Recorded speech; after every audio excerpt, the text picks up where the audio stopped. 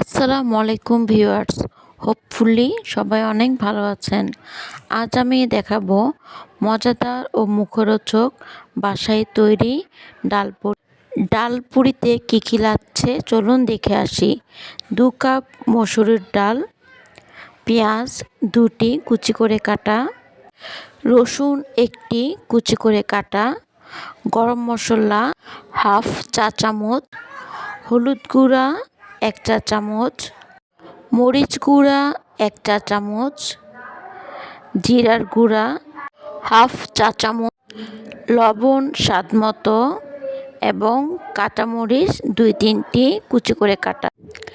এখন একটি প্যানে পরিমাণ মতো তেল নিয়ে তেলগুলোকে ভালোভাবে গরম করে নিয়েছি। এবার পেঁয়াজ কুচি এবং রসুন কুচি দিয়ে দিলাম। পেঁয়াজ এবং রসুন কুচিগুলোকে কিছুক্ষণ নেড়ে চেড়ে হালকা করে ভেজে নিব। এবার দিয়ে দিলাম কাঁচামরিচ। কাঁচামরিচ কুচিগুলোকে পেঁয়াজের সাথে কিছুক্ষণ ভেজে নিব। এ পর্যায়ে দিয়ে দিব বাকি মশলা। এবার মশলাগুলো পেঁয়াজের সাথে 5-10 মিনিটের মতো কষিয়ে নিব। এ পর্যায়ে দিয়ে দিব সামান্য পানি। পানির সাথে মশলাগুলোকে আরও 5-10 মিনিট কষিয়ে নিব। আমার মশলা কষানো হয়ে গিয়েছে। এখন ডালগুলো ঢেলে দিব। ডালগুলোকে মশলার সাথে আরও 5-10 মিনিট কষিয়ে নিতে হবে। এ পর্যায়ে দিয়ে দিলাম সামান্য পানি। এবার পানির সাথে ডালগুলোকে কিছুক্ষণ নাড়াচাড়া করে সিদ্ধ হয়ে না আসা পর্যন্ত এবং মাখা মাখা হয়ে না আসা পর্যন্ত রান্না করতে হবে। আমার ডাল অলমোস্ট রেডি।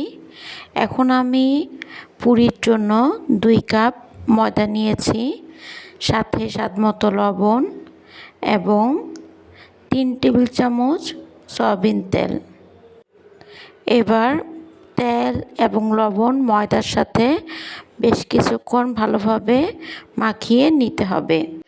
এবার দিয়ে দিলাম সামান্য পানি। পানি দিয়ে ময়দাগুলোকে আরও কিছুক্ষণ ভালোভাবে মাখিয়ে নিব। আমার ময়দার খামিও রেডি।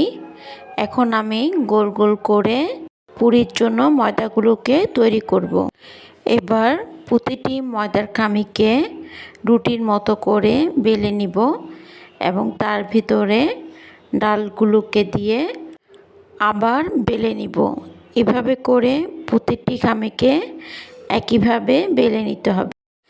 এবার একটি প্যানে তেল গরম করে মৃদু আঁচে দিয়ে পিঠ ও পিঠ নাড়াচাড়া করে পুরিগুলোকে ভালোভাবে ভেজে নিব।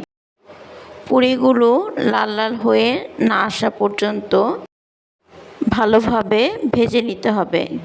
আমার পুরি অলমোস্ট রেডি। এভাবে আমি প্রত্যেকটি পুরিকে নেড়ে চেড়ে লাল লাল করে ভালোভাবে ভেজে নিব। দেখুন পুরিগুলো কি সুন্দর ভাজা হয়ে গিয়েছে এবং ফুলে উঠেছে। আমার পুরি অলমোস্ট রেডি। এবার একটি সার্ভিং ডিশে টমেটো সস দিয়ে গরম গরম পরিবেশন করুন মজাদার ডাল পুরি। আমার ভিডিও ভালো লাগলে অবশ্যই লাইক, কমেন্ট এবং সাবস্ক্রাইব করে আমার পাশে থাকবেন। ধন্যবাদ।